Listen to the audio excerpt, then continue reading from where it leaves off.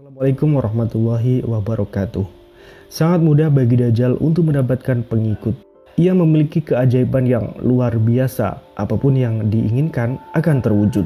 Dajjal menjajah bumi selama 40 hari, tapi 40 hari itu serasa bertahun-tahun.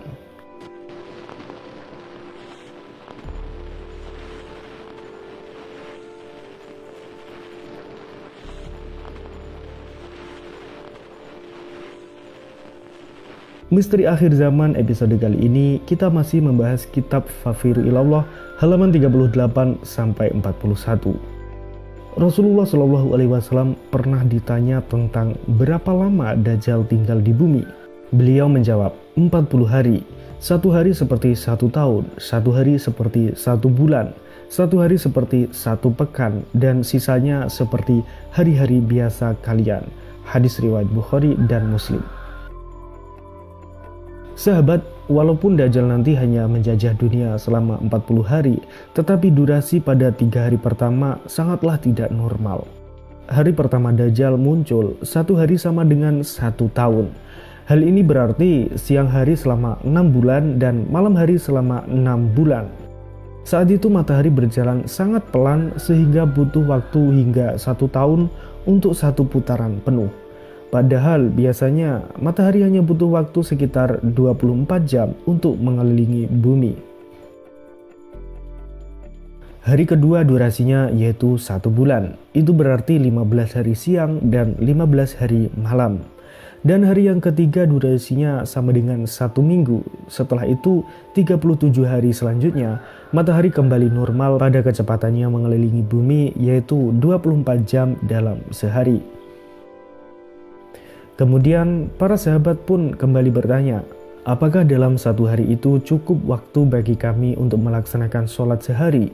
Nabi SAW menjawab, tidak, namun perkirakanlah sendiri waktu-waktu sholat dalam sehari. Hadis riwayat Muslim.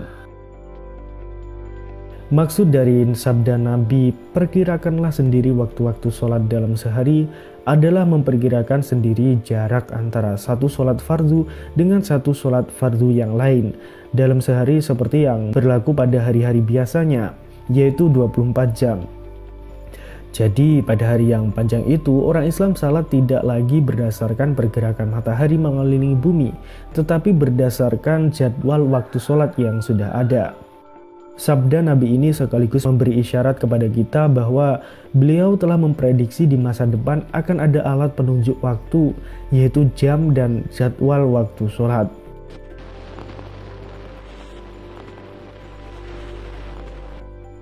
Istidraj adalah kesenangan dan nikmat yang Allah berikan kepada orang-orang yang jauh darinya, yang sebenarnya itu menjadi azab baginya.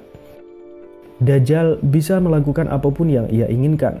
Dajjal bisa menghijaukan pohon yang mati seketika, mengalirkan air di sungai yang kering, menurunkan hujan, menghidupkan orang yang mati, dan keajaiban-keajaiban yang tidak masuk akal. Namun sebenarnya keajaiban-keajaiban itu bukanlah berasal dari kekuatan Dajjal sendiri, tetapi atas kehendak Allah Subhanahu wa Ta'ala, yaitu sebagai bentuk istidraj. Sejatinya Dajjal itu sangatlah lemah jika Allah tidak memberinya istidraj. Perlu diketahui bahwa istidraj ini merupakan bentuk penghinaan dari Allah Subhanahu wa Ta'ala kepada orang-orang yang jauh darinya. Istidraj ini tidak hanya terjadi pada Dajjal, tetapi juga terjadi pada manusia. Lalu bagaimana ciri-ciri orang yang sedang mendapatkan istidraj dari Allah Subhanahu wa Ta'ala? Yang pertama, ibadah kita semakin turun namun kesenangan makin melimpah.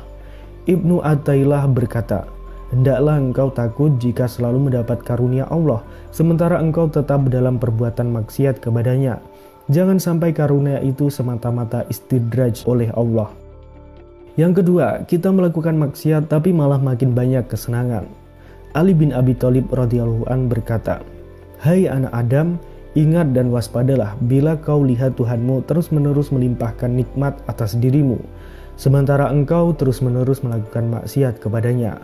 Mutiara Nahjul Balaghah halaman 121. Yang ketiga, semakin kita kikir namun harta semakin banyak. Sebagaimana kita ketahui bahwa sebetulnya sedekah dapat membuat harta kita semakin banyak. Ketika kita dihinggapi sifat kikir, tak pernah zakat, infak, sedekah, ataupun mengeluarkan bantuan orang lain, namun justru harta semakin melimpah ruah. Itulah menjadi salah satu istidraj. Yang keempat, jarang sakit.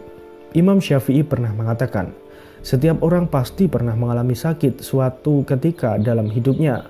Jika engkau tidak pernah sakit, maka tengoklah ke belakang. Mungkin ada yang salah dengan dirimu. Sebagaimana diceritakan pula bahwa Fir'aun adalah orang yang tidak pernah merasakan sakit. Bahkan bersin pun dia tidak pernah, dan itulah yang membawa dia semakin bersombong diri.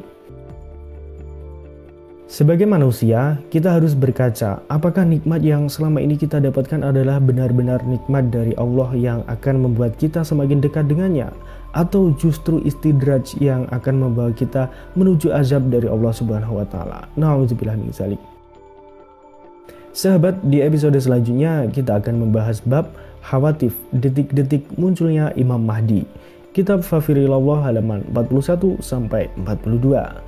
Sekian pembahasan kita kali ini, semoga bermanfaat. Allahu a'lam bishawab. Wassalamualaikum warahmatullahi wabarakatuh.